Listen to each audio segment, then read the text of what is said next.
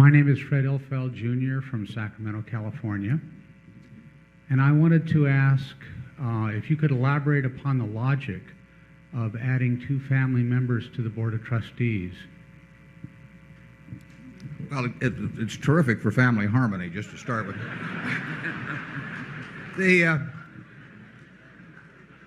As I've talked about in the annual report, if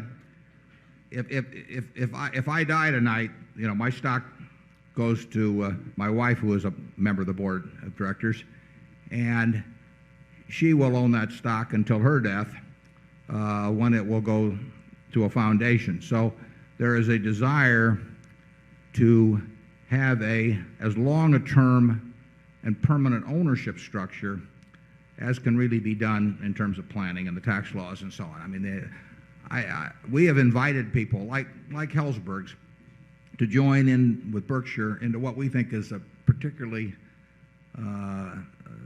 advantageous way for them to conduct a business and to know the future that they're joining. And part of knowing the future that they're joining involves knowing that the ownership is stable. And it will be stable for a very long period of time in Berkshire, probably about as long as anybody can plan for in this world. After my death, the family would not be involved in the management of the business, but they'd be involved in the ownership of the business. And you would have a very large, concentrated ownership position going well on into the foundation that would care very much about having the best management structure in place. And to, in effect, prepare for that over time, I think it's very advisable that family members who will not be involved in management but who will have a key ownership role to play become more and more familiar with the business and the philosophy behind it.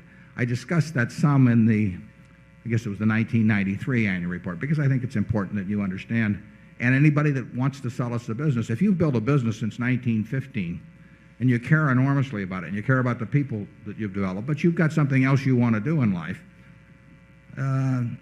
it's more than advertising your car in the paper to sell it. I mean, it is a very important transaction to you, not just in terms of how much money you receive, but in terms of who you deliver, thousands of people that have joined you, who you deliver them to. And I think we have a structure that is about as good as you can do. Nothing is forever, but we have a structure that's about as good as you can do in terms of people knowing what they're getting into when they make a deal with us, and being able to count on the conditions that prevail at the time of the deal continuing for a long period in the future.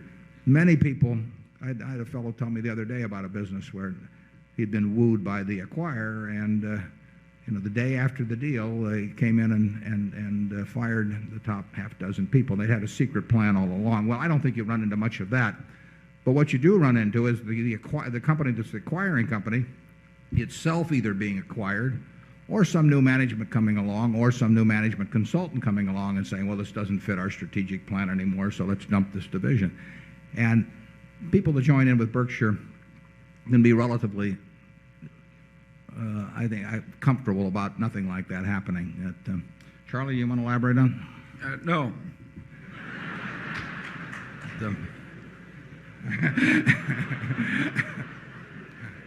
I was hoping Charlie would have a near-life experience this morning, but